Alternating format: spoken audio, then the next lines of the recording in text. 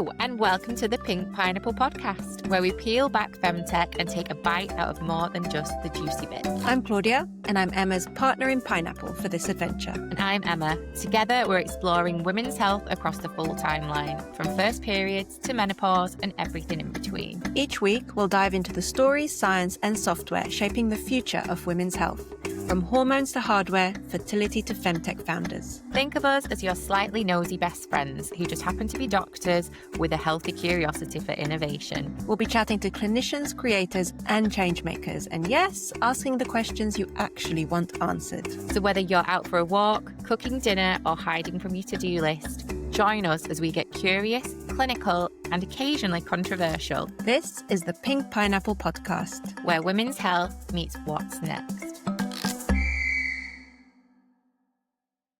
Hello, everyone, and welcome to another episode of the Pink Pineapple Podcast. And this week, we've got the amazing Maggie McDaris from Phase to come and speak to us about productivity and how you can structure your productivity around your cycle.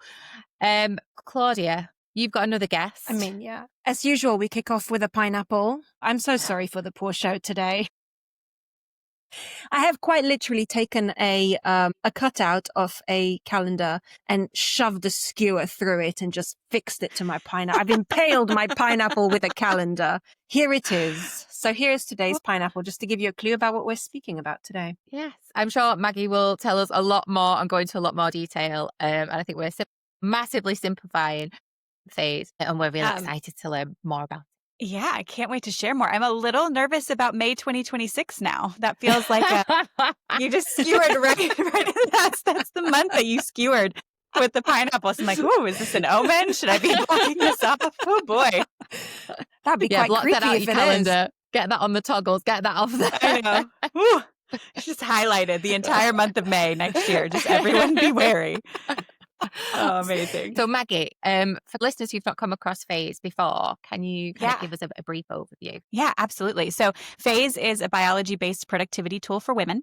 We help our users plan their work and their schedule around the cognitive dynamism that accompanies a woman's menstrual cycle for the purpose of improved productivity. So we do that a couple ways. One, we have a mobile app, and that mobile app sort of creates the educational foundation for our product. It provides day-to-day insights across a woman's cycle, really highlighting which cognitive strengths are available to her day-to-day. And then what's great is we take all of the information in that app and we bring it to women where they work. So we've created a suite of productivity tools that integrate directly into Google Workspace and Outlook. So you can take these concepts of understanding how your brain is changing, what strengths accompany those changes, and you can actually very practically apply them to your workday. So you can start to sync and forward sync and organize both your tasks and your calendar based on where you're going to be in your menstrual cycle. Amazing. And so what led you to developing Phase? Is this something that's been driven by your own experience? Is it something that you'd kind of seen a gap in the market or a niche that you wanted to explore? What was it that drew you to Phase as developing that as product? Yeah, so I'll start. Maybe a good place to start is to give a little background about myself. So my background is actually in wellness. I like to say I'm a retired registered dietitian. I don't really practice, in sort of one-on-one counseling anymore. But I'm a public health expert and a corporate wellness expert. Really, my background is in the startup space, helping take wellness concepts and scale them into kind of revenue generating solutions. So on a very practical business level, that's part of the reason that Phase exists. But personally, one of the things that my career has allowed me to witness is this pattern of talented women burning out because they were expected to show up the exact same every single day. And that's not how female physiology works. So we are a rhythmic and a cyclical, we live in a rhythmic and a cyclical body. And so, my co-founders and I built Phase around this simple, but we think kind of revolutionary idea. What if we worked with our biology rather than against it? Now, ironically, I say I saw this pattern of women. I became one of those women. So, really the impetus for starting Phase was born out of my own burnout and healing journey, and the fact that cycle syncing and being aware of how I was showing up at work during different phases of my menstrual cycle, being aware of the impact that had on my health, was a huge part of my own healing journey. And so for Georgie and I, my co-founder, she and I met and bonded over a shared experience. We had both created these sort of MacGyvered versions of cycle syncing calendars in our own calendars. So we were aware we were doing a lot of manual tracking, a lot of manual pattern recognition. And we just realized half the population needs this. They need tools that help them understand the fact that they're going to show up differently every day and that that's okay. And that in addition to being okay, that's actually something that if you can understand it and learn how to hack it, can be leveraged as a productivity strength, as a plus point, rather than something we have to sort of deal with. Yeah, that makes perfect sense. And that's something that I'm always worried about is I worry about people using this kind of information, like saying, oh, we're going to use our cycle. We're going to take what little research there is out there, because arguably there's not an awful lot of research and it's not very No. individualized either. We're going to impose it on someone and we're going to say, you can't do this here and you shouldn't do that there. And that's, of course, not helpful. So how do you use data and how do you almost individualize and personalize phase for women? Yeah. So you bring up a good point. So let's start with point one, which is sort of the quality of the data that exists.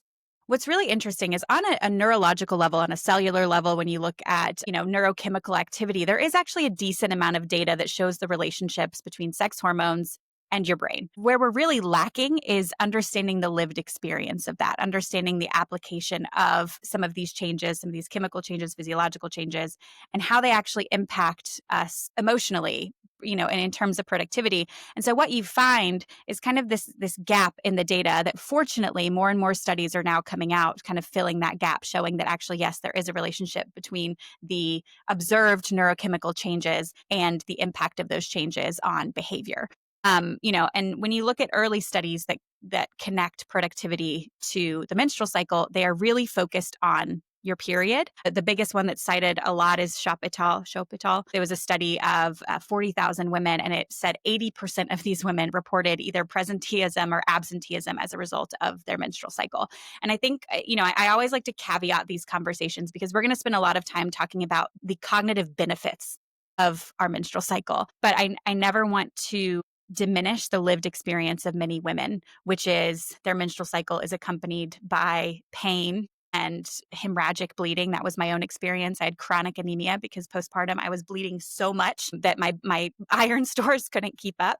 We never want to diminish that experience and say, oh, you should be productive otherwise. So, when we talk about decreased productivity based around your cycle, a lot of that is because of the physical symptoms that accompany the menstrual cycle, specifically, days 1 to 7 of your period. With phase, we wanted to change the narrative a couple ways. So the first is to give women an and. Yes, we have a menstrual cycle. We have our period where our uterine lining is shedding, but then we have 25 to 30 other days in the month.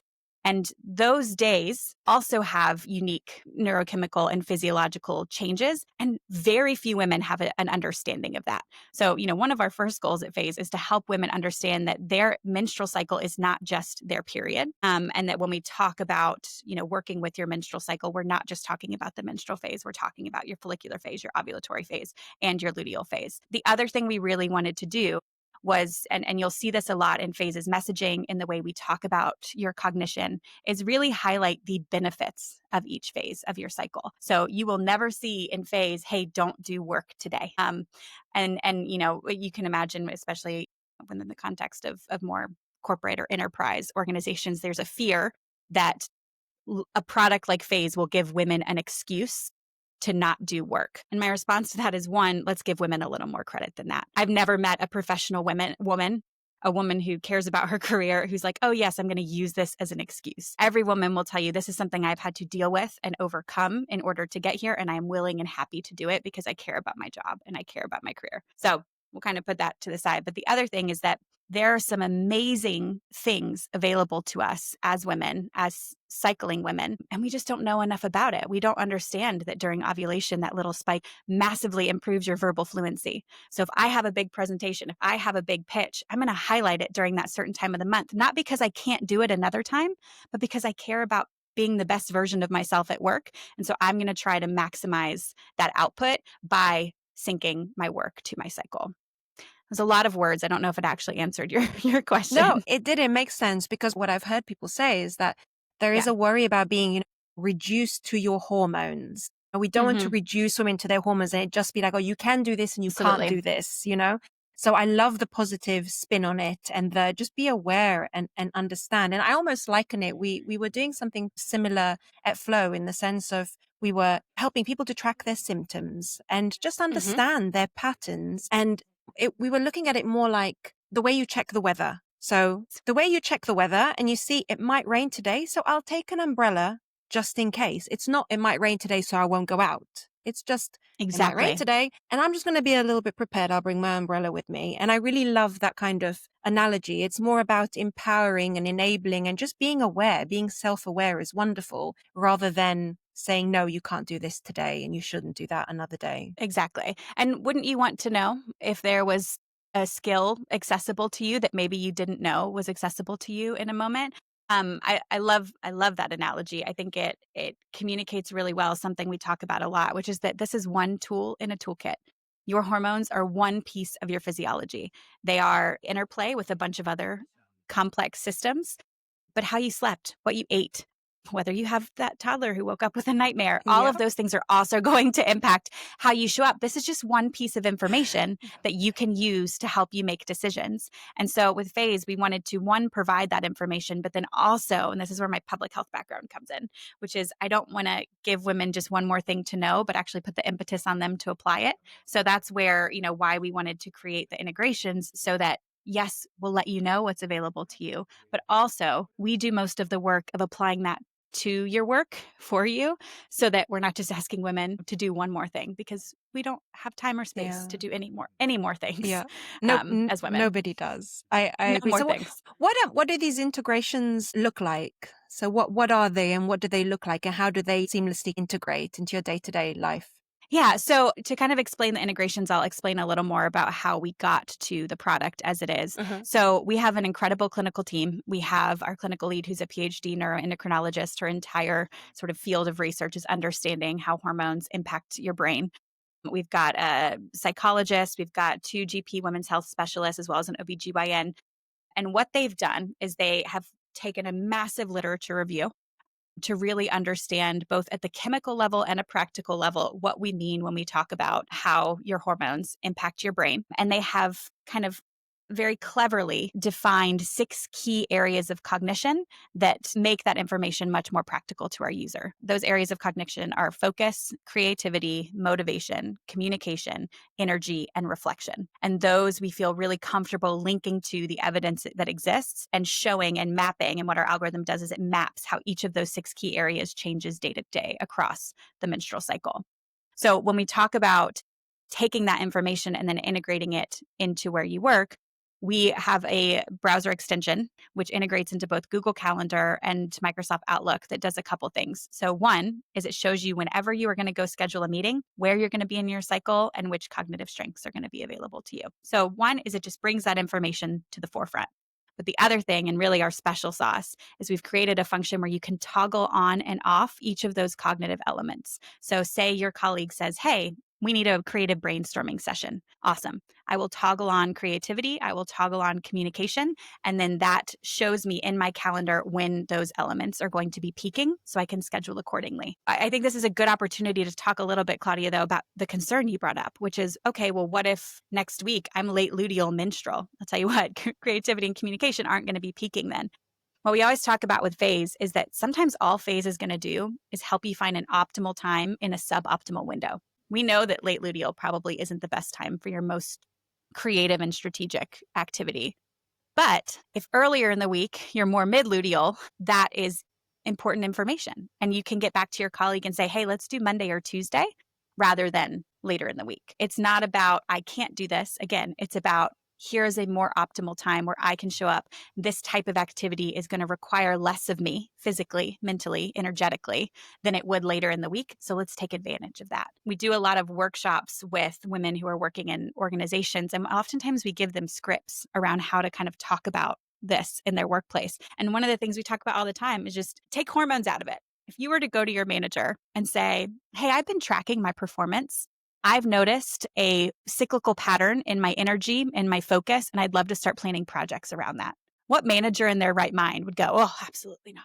It's a benefit. And so for us, being able to be with women where they're working within their calendar and within their workplace tools is an important part of phase being effective. So I think, Maggie, it'd just be helpful for some of our listeners Yeah. who maybe aren't as a phase with the menstrual cycle, just for us to have a Yes. quick chat about that. So follicular phase, we know, is in the first half of the menstrual cycle before we ovulate.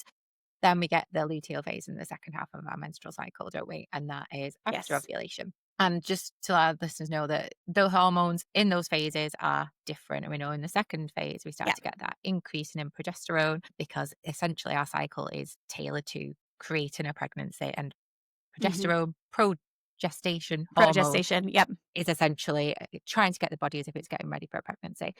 So just to dive a little deeper on the strengths and the 6 key areas that you've focused on, if Yeah. you were able to split it into follicular and luteal phases for our listeners, are there any areas that we know would be amazing to focus on in either of those kind of halves of the menstrual cycle, and somewhere we think maybe it's not going to be our greatest strength, it's not going to be when we're most productive? Yeah, absolutely. If it's okay, I'll talk about all 4 phases. Yeah, 100%. Okay, Yeah. great. So, as you mentioned, your follicular phase, this is when most of your sex hormones are going to be rising, but specifically estrogen. And that rise in estrogen is really what characterize a lot of the cognitive and emotional changes that we talk about within the context of the follicular phase. So I always like to position the follicular phase as the on-ramp to the month. This is the phase when you want to start things. And the reason for that is because of the relationship between estrogen and dopamine.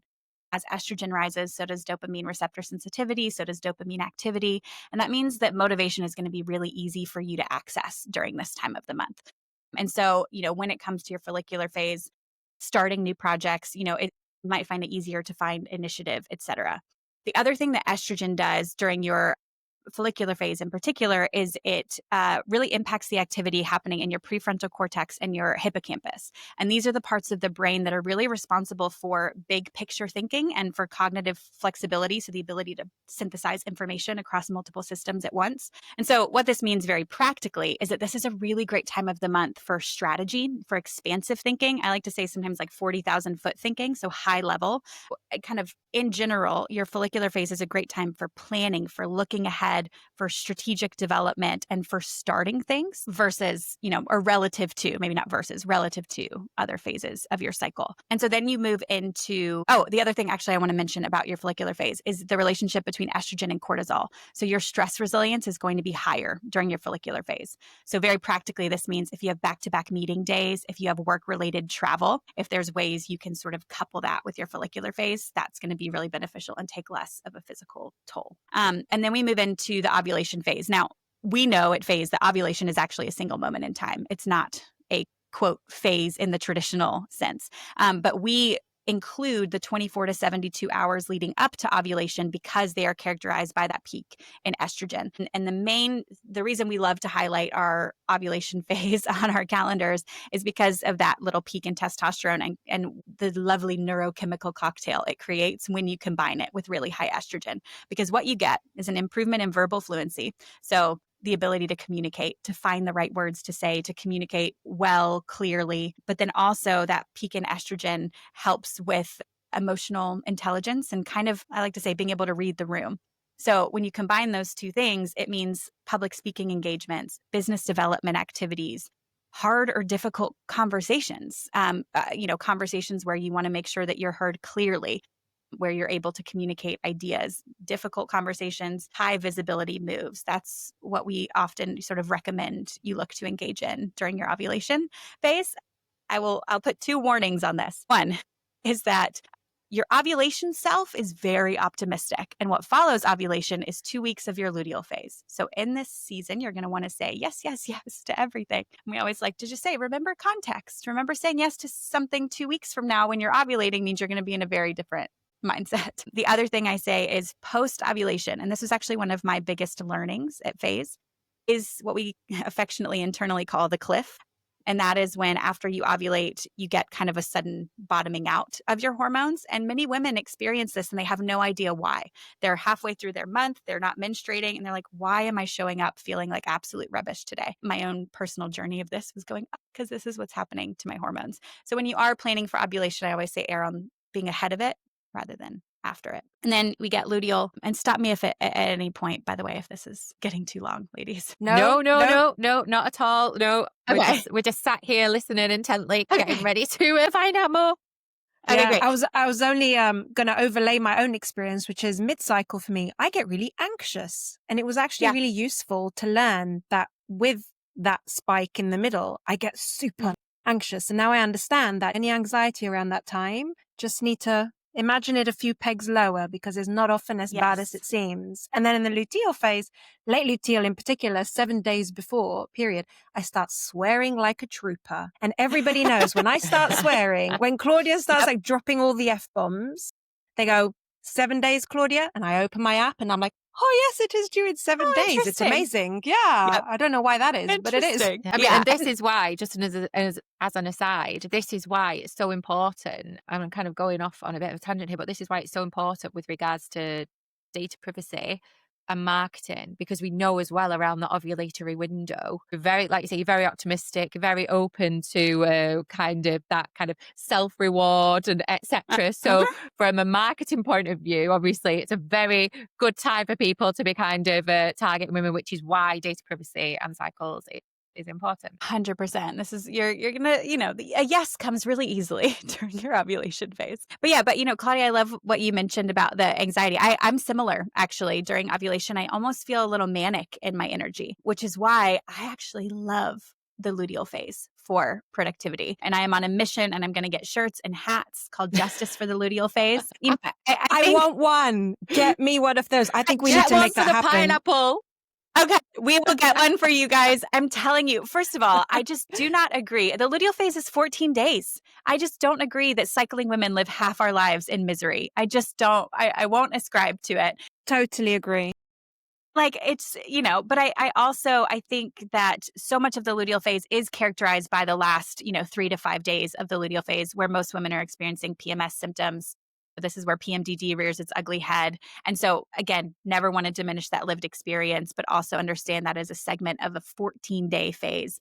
And actually sort of the meaty middle of the luteal phase is a fantastic time for a certain type of productivity. So we can talk a little bit about that. So the real distinction of the luteal phase when it comes to your brain is progesterone, the progestation hormone.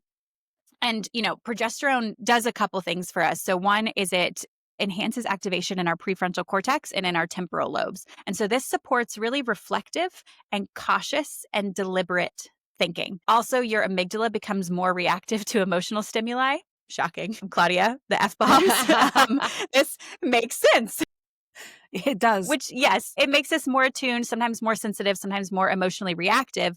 But the sort of the positive spin on that is our internal and external cues. We are able to kind of take them in and analyze them. And actually, your luteal phase supports some really great emotionally intuitive judgment. I like to say this is like your gut-driven time of the month. This is your intuition-driven time of the month. The same thing that makes us a little emotionally reactive makes us incredibly emotionally aware. And so if you have complex or nuanced or, emotionally nuanced decisions you need to make, actually, especially this meaty middle part of your luteal phase is a really great time to do that. The other thing that's great in the luteal phase, and this is where, Claudia, I think you and I might connect kind of with that, the energy shift, is because estrogen is lower, that dopamine is less accessible. You're not feeling like, let's go. You need to kind of hack a little bit those dopamine hits and find external ways to get that. And the way you do that is ticking things off your to-do list. So your luteal phase is a really good time for administrative type tasks, things like budgeting and,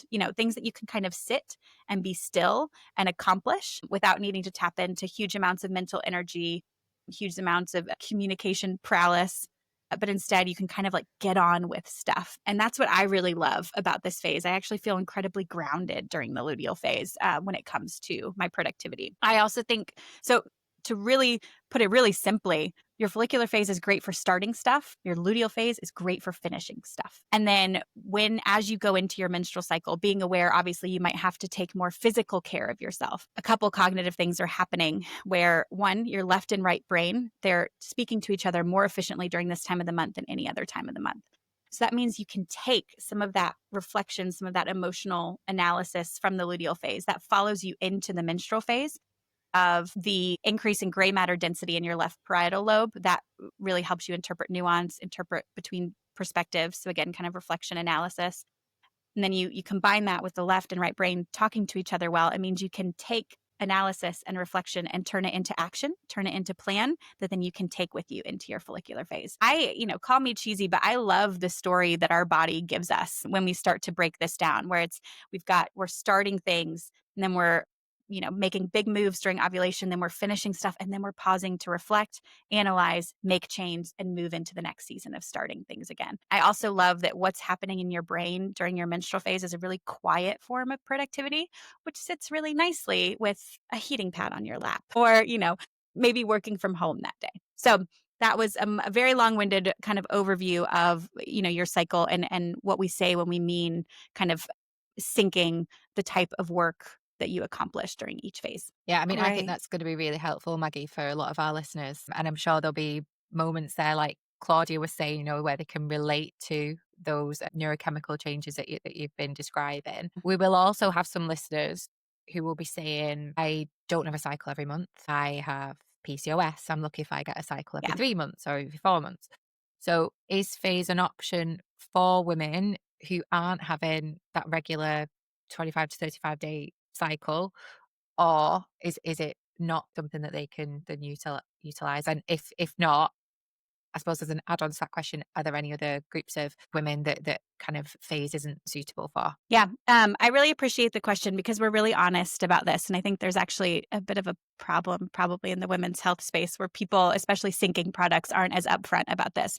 There are large groups of women who phase is not appropriate for. And that's something that we are very clear about in our onboarding, in our messaging. The value, phase at its core, so much of the value is in its predictive nature. It's in the ability to go, okay, we understand your cycle falls within kind of what we would consider normal. So our algorithm spans from 24 to 38 days. And, within that, it learns. So as your cycle changes and fluctuates, we get more and more specific with our recommendations. But for women who fall outside of that, for women whose cycles aren't regular, for women whose cycles are longer, if you were to go through our onboarding, we would say right now phase is not appropriate for you.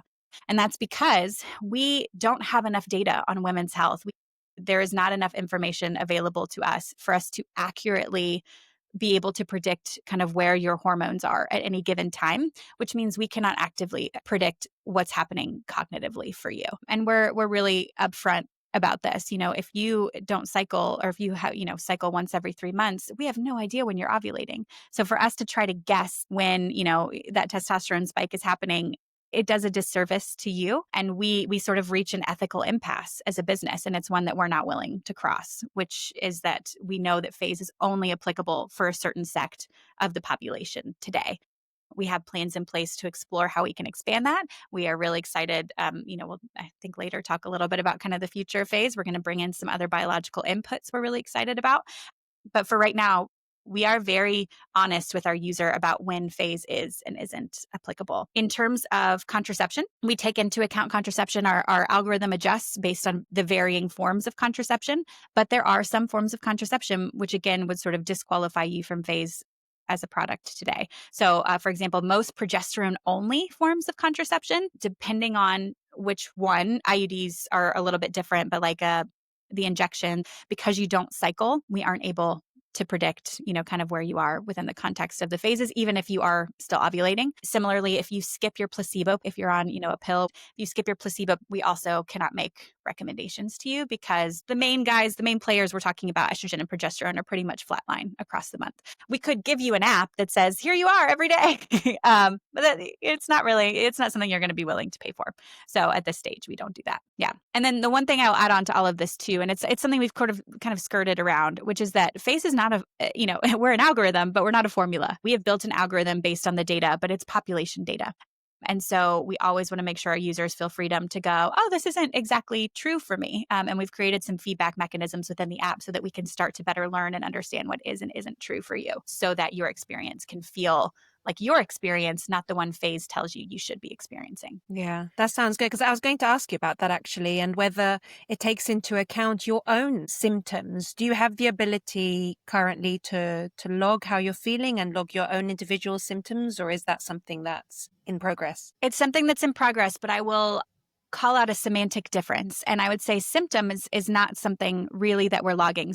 And this is, I know something Emma and I have talked about in the past, but Phase, we are actually, we are not a women's health product. We're not going to help you manage the symptoms of PCOS. We're not going to help you manage your symptoms of PMDD. There are some amazing products out there for that. We are a productivity tool. We take on board biological inputs, and we want to learn and be able to evolve and become more accurate in how we apply those inputs. But we, in terms of being a women's health product, we would always kind of push back on that and say, we have a women's health input, but we are actually a productivity product. And that, that shift is one that just from a business has been a lovely learning for us in how we've been positioning ourselves. And we feel we've got a good direction moving forward. Yeah, that makes a lot of sense. So what would you call it if not symptoms? Like what would people be able to log that would be useful for the algorithm? Insights might be a better word, sort of understanding. A couple of things we've explored is sort of you get to tell us sort of your own perceptions of those cognitive strengths and how high and low they are for you day to day. Yeah. Additionally, I kind of alluded to this, but the future of Phase will look at other biological inputs, those things like sleep, circadian rhythm, not only in like sleep today, but also sleep debt, also your circadian rhythm type, things like that. So we'll start to be able to get more specific there. And then I wish my team were here to be like, you're not allowed to talk about that yet. But there are versions of Phase where there is a coaching element that is, much more user-led, where you can say, actually, I feel great today, regardless of how my sleep score looks or regardless of what this says. Can you help me adjust my schedule accordingly? So really sort of getting into the real-time adjustment and prioritization based on some of those inputs. Great. And what kind of feedback have you had, I guess, from people that are using it? What have they said? Let's listen to what one of your users said about Phase. I just wanted to share I've been using and loving Phase, and just to share how much it's genuinely helped me. One of the biggest shifts I've noticed is the grace it's given me, so the self-understanding. So on days that used to feel inexplicably hard, Phase has now given me more of an understanding of why. So instead of beating myself up, I understand better what's happening hormonally. And that self-understanding has been huge for both my productivity, but also crucially my sanity. I've also started using the Phase app to plan ahead, so I'll make sure I book my really important meetings or high stakes work stuff during my ovulatory phase, when I know I'm going to be naturally feeling a bit sharper and sociable and more outward facing. And on days where Phase just tells me my cognitive load or my resilience may be a little bit lower, I just make sure that I'm really prepared if I have to have a meeting or have to do something high stakes that day. So I'll make sure I'm really well slept, I'm so much better prepped, I'm just a bit kinder to myself. So I love it. I love the personalised, science-backed nudges, and actually being able to work with myself instead of against myself on certain days. So yes, it's honestly one of my favourite tools for matching my energy. Thank you to Phase. Yeah, we've had, mostly positive feedback. Again, these are users who have agreed to pay for the app. I will say one thing that we learned very quickly was that being I would say a split product. So we are both a mobile app and available on your desktop. 80% of our beta users, we had close to 100 beta users, said that the integrations were the most valuable part of the product. That having the app, having the information was great, but really being able to immediately add value to their day and apply it to their workflow was super helpful. However, we found that there was a lower percentage of users who downloaded the app who were actually installing the integrations. And so one of the things we found was that the reason for that is because of browser extension blockers that a lot of companies have on company computers. So we're actually switching to a web app versus a browser extension, and that will sort of help us circumvent that. So that's very practical product feedback. I don't know if that's what you meant by that question. In terms of the experiential feedback, so a couple of the key things. One, I would say the one that surprised us is how many women have come to us and said, I just have more grace for myself. because now I have a why. We and the pressure, I would say the structure of the 9 to 5 workday where you're supposed to show up as the exact same version of yourself every single day. It means that it creates a narrative of, oh, well, I should be able to do this. I should be able to show up the same every day. And giving women a reason why that's just never going to be the case for us, and saying, and that's okay, has been incredibly freeing. And so, we've been really energized by so much of the positive feedback from women that just comes from, I'm just so much kinder to myself during the workday. And, as women and as moms and as professionals, if we can give people a reason to be kinder to themselves, we'll call that a win. But then on the very practical side, specifically the planning functionality is something that we've gotten a lot of positive feedback on, that women feel more confident engaging in their daily activities because they feel confident that their physiology, their bodies are showing up for them for the tasks that they have scheduled and planned for that day. And so that level of confidence has been, a really lovely positive piece of feedback that we've gotten as well. And I think we've spoken a lot about phase in the context of, professional life and work. Have you had any feedback from users outside of that remit as to if phase has been helping them? So, if they've got creative hobbies, if they're sports enthusiast, like you say, just being a mum and managing that juggle. Have you had any feedback outside of that professional space? Yeah, I would, I don't have exact data. I would say there's definitely quite a bit of overlap between our user and mums. And so that's where we've seen a lot of the external, it's life management. Yeah. It's that, productivity is not just confined to the work day.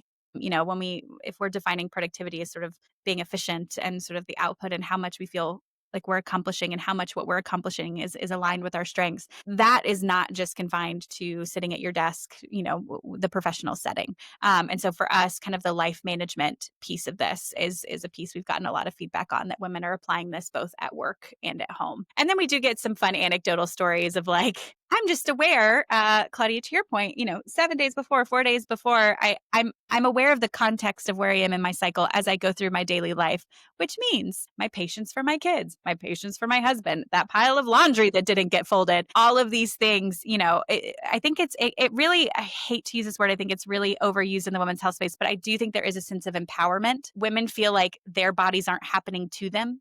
They are more in control of something that impacts many areas of their life. And that brings a comfort and a confidence both at your desk and, at the grocery store. And I think we've kind of had a couple of moments where we've nearly talked about the future of phase, but it'd be really nice just to learn a bit more about where you see phase go in the direction. And also, obviously, we've got the big age of AI. It's everywhere online and within the women's health space as well at the moment. And also kind of wearables, data input from wearables. Do you see any of that in the future phase as well? Yes. I think I would rather tell you the exciting things than get a slap on the wrist from our CTO saying it was too soon. We're not ready You can yet. blame us.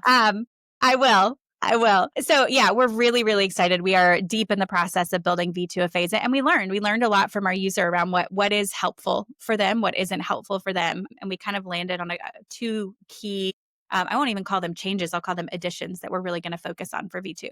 So one is the inclusion of additional biological inputs, because as we've sort of said in various ways today, your cycle is one tool. It's one piece of information, but there's actually a lot of other biological data that we could be collecting to help refine our recommendations. And so that is something we are going to be doing. We'll be integrating with wearables. We'll be looking at sleep data, circadian data, and we'll start to kind of layer that on top of the cycle data so that we can get even more specific in our recommendations and also accommodate some of the variability outside of just your hormone fluctuations. So that's something we're really excited about. The other thing that we're really excited about is we are creating much more robust productivity support. I mentioned our shift from a browser extension into a web app. Another reason we're doing that is because we are actually going to start pulling in data from task managers. So think like Asana, Linear, Notion, etc. We will give those tasks a score based on how aligned they are with your physiology today or the due date that you've assigned to them. And then we will be able to smartly make recommendations on how you can adjust those tasks or which ones you should prioritize based on your biology. And again, that alignment score will take into account not just your cycle, but the other biological inputs. And so what's really cool about that is that, and I hope I'm not telling too much of our secret sauce, but we've created an algorithm that when it pulls in those tasks, it actually looks at your past certain number of months of tasks, and it learns very quickly what you do for work. So even though you might put in a task that's like a very specific system that you use, because of the context that our algorithm and the AI we use has been able to garner, it can very accurately create an alignment score for that task. And so you will be able to start to prioritize. So if you show up, like imagine showing up at work and having your to-do list organized for you based on your physiology that day. That is something we're really excited to bring. And we'll do this both within the context of tasks and to-dos, but also looking at your calendar. And then to kind of answer your question around the use of AI, yes, we are massively building out the AI functionality. I will say it's not a chatbot. We like to call it more of a coach. It's more analyzing your tasks and your to-dos and your calendar and saying, hey, based on where your physiology is, here are some recommendations we would make. Here's a timeline change we would make. And the user will be able to sort of opt into and out a level of customization of how much they want Phase to do for them versus how much, they still want to have autonomy over. So we're really excited because one, we're expanding how accurate we can be in regards to your physiology. Two, we're making it more impactful. But three, we're putting it all in one place for you.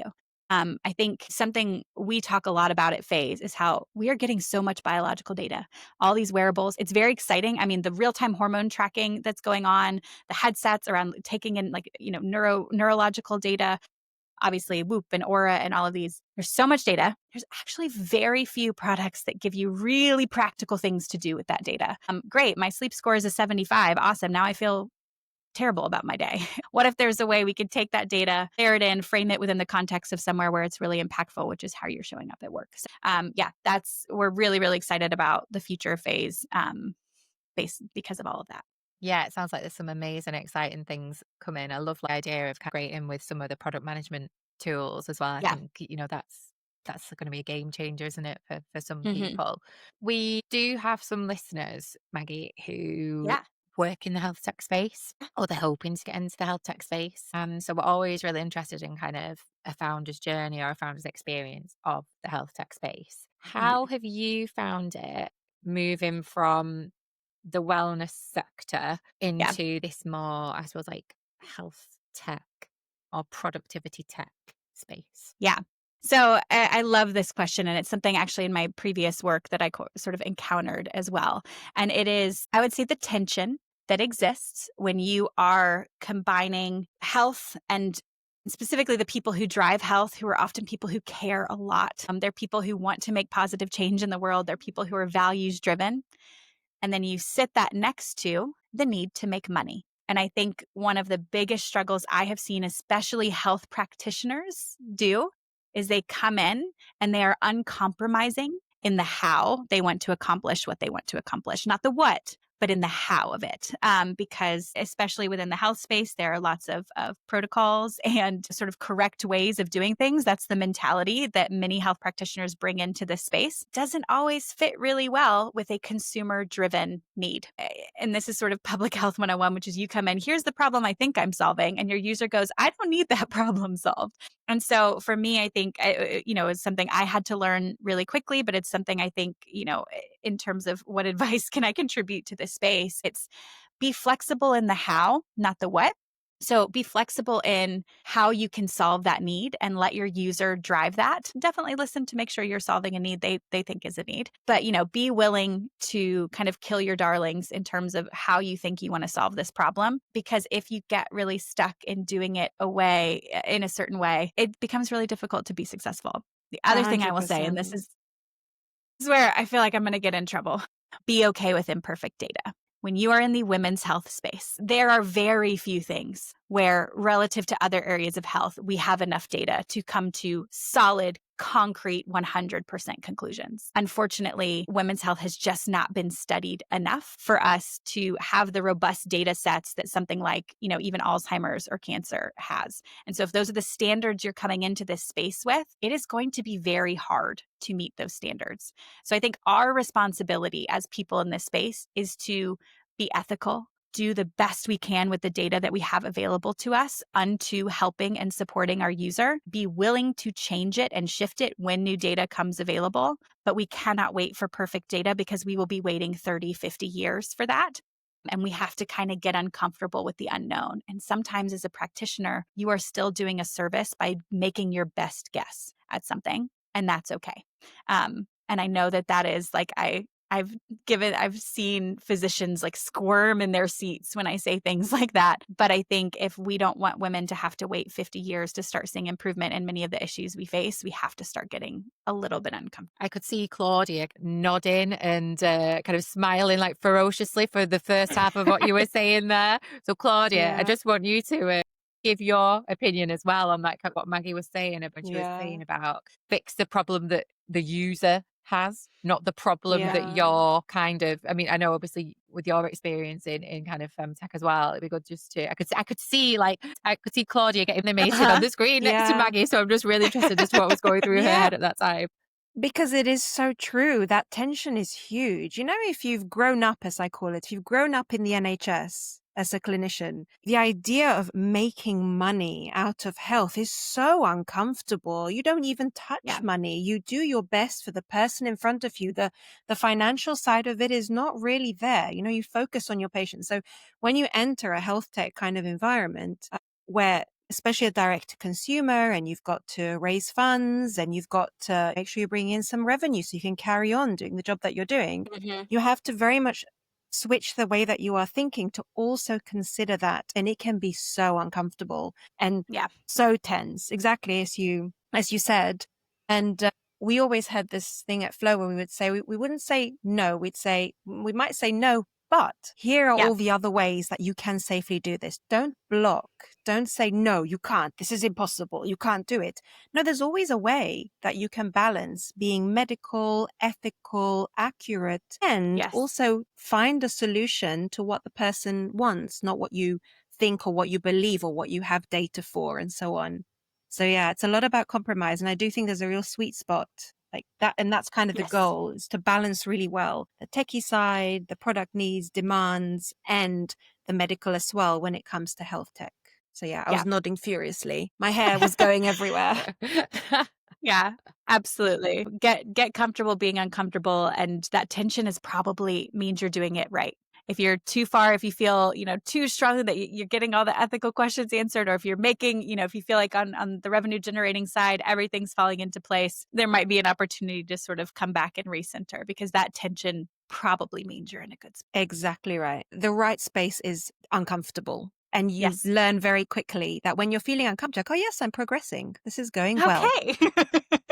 This is great. I think the saying is growth begins where discomfort starts. So I think that's a good take home kind of, I suppose, for people entering the space. Just as we're kind of like rounding up our conversation, I think it'd be really nice to know, we've alluded to the fact, haven't we, that, we know women's health is really, it's there's so many unknowns, there's so many kind of gaps, it's still kind of chronically underfunded. There's so many things that need to change in general in the women's health space. But how do you see tools like Phase changing conversations for women regarding their cycles within a professional setting, within the workplace? Is there a vision that you've got for that going forward? Yeah, I think one is the reframe and the shift of the narrative. Rather than seeing our cycles as something we have to overcome for professional success, we can actually see them as a tool and a strength and something we have unique access to for the purposes of professional success. I think one, that mindset shift, and that's not just for the men in corporate spaces, that's actually for the women as well. I think the other thing that we would really like to see shift is the conflation of productivity with consistency. I think for too long, sort of the sameness, the same output is how we have defined being productive, when in actuality, the rhythm of our biology creates a really great blueprint for how to be more effective, for how to be more efficient, for how to be more productive, as long as we can sort of take advantage of those fluctuations for whatever purposes we need. And that's, both in the context and in the workplace and otherwise. So, and I think that in particular, that mindset isn't just beneficial to women. I think it's beneficial to all of us. Our biology, both male and female biology, really is not well suited for the exact sameness every single day. It's a little easier for men, sure. That's why the system was built that way. But I think that conversation is one that would benefit everybody. And if we can, women experience burnout in the workplace 1.5 times more frequently than men do. So if we can start to kind of frame this alignment not only for the purposes of improved and increased output, but also for the reduction of burnout for women in leadership positions. I think that is definitely the way forward. I mean, I found this conversation so interesting. I don't know about you, Claudia. What's your kind of take on our chat today? My favorite part was, what was it that you said about the luteal phase? Justice for the luteal phase? Justice for the luteal phase. Justice for the luteal phase. I'm taking that away and maybe printing you a t-shirt. Oh my God. Done. I will wear it every day. Yeah, I feel a hashtag coming on. Yeah. Great. We'll start a movement. So where can our listeners learn more about Phase? Where can they find out more about you? It'd be good for us to know. Absolutely. So phaseapp.io is our website. Anything, if you want to kind of deep dive anything else we've talked about, we've got lots of information available for you there. We are on Instagram and TikTok at Phase App. And we are also available in the App Store and the Google Play Store. So both Android and iOS users can access Phase, and just make sure when you download it, download the browser extension and let us know how you love it. Amazing. Thank you so much for coming on today, Maggie. I've really enjoyed speaking to you. Thank you. Thanks so much for having me. Thank you so much. Bye. Bye. Thanks for being here. We love having you with us on this journey through women's health and innovation. Follow us on Instagram at the Pink Pineapple Podcast for clips, conversations, and the latest in women's health and femtech. We'll see you next week. Same pineapple, new topic. Everything we talk about on the Pink Pineapple Podcast is here to inform and inspire, but it's not a substitute for professional medical advice. If you're worried about your health, please reach out to your GP or healthcare provider.